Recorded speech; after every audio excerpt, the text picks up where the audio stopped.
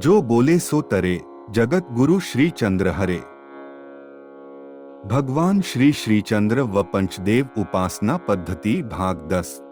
गोस्वामी तुलसीदास ने लोगों के इसी संशय को दूर करने के लिए स्वयं श्री राम जी से कहलवा दिया है। शिव द्रोही मम दास कहावा, ते नर मोहिन सपने हुम न भावा। अर्थात पांचों देवों में कोई पारस्परिक तकरार नहीं है, तो उनके उपासकों में आपसी स्नेह क्यों न हो। मुनिवर गंगेश्वरानंद श्रौत मुनि चरितामृतम में एक स्थान पर लिखते हैं कि बिना सगुण के अवलंबन के कर्म और उपासना का सुचारू रूप से सफल होना असंभव है। कर्मोपासना के सफल हुए बिना सात्विक शुद्धि असंभव है। सात्विक शुद्धि हुए बिना ज्ञान का होना दुष्कर है। बिना ज्ञान के जीव की मुक्ति कहाँ।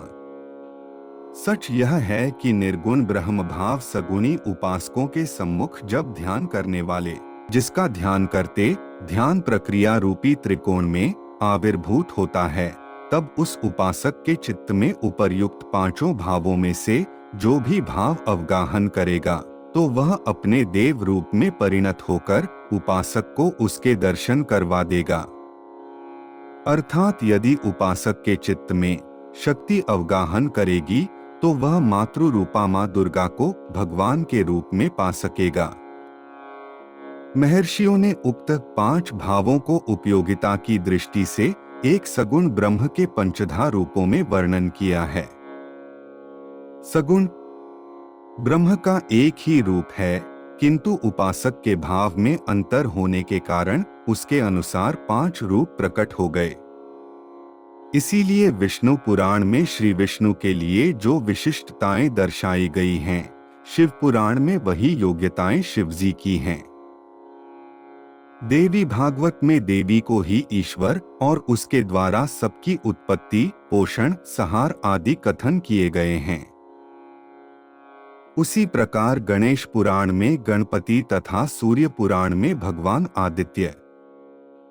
पुराणों में पंचदेवों के ऐसे स्वरूप को देखकर ही हम इस निश्चय पर पहुंचते हैं कि मात्र भाव वैचित्र्य के कारण ये पांचों रूप एक ही परमात्मा के हैं।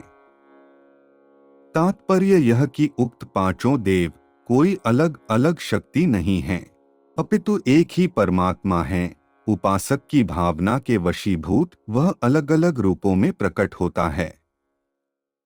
आरंभिक उदासीनों में श्री नारद जी ने पंचदेवोपासना के चलन को इसीलिए श्रद्धालुओं में प्रचारित किया।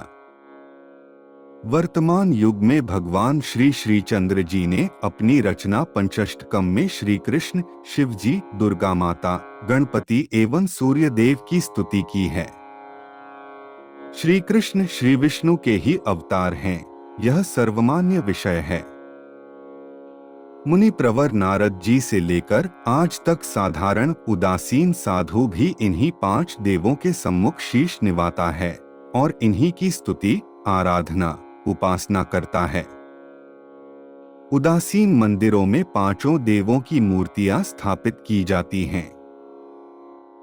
श्रद्धालु सगुण भाव से पंचभावी पूजन करते हैं, तो पांचों में से एक की कृपा भी उन्हें एकता में अनेकता या अनेकता में एकता का रसपान करवाती है। आचार्य प्रवर भगवान श्री श्रीचंद्र जी द्वारा उपासना पथ पर सगुणी दृष्टि और पंचदेवा आराधना की देन भी उनके समन्वयवादी दृष्टिकोण का ही फल है। इसे भारतीय आध्यात्मिकता को एकता में अनेकता तथा अनेकता में एकता स्थापित कर सकने वाली सबल साधना कहा जाता है।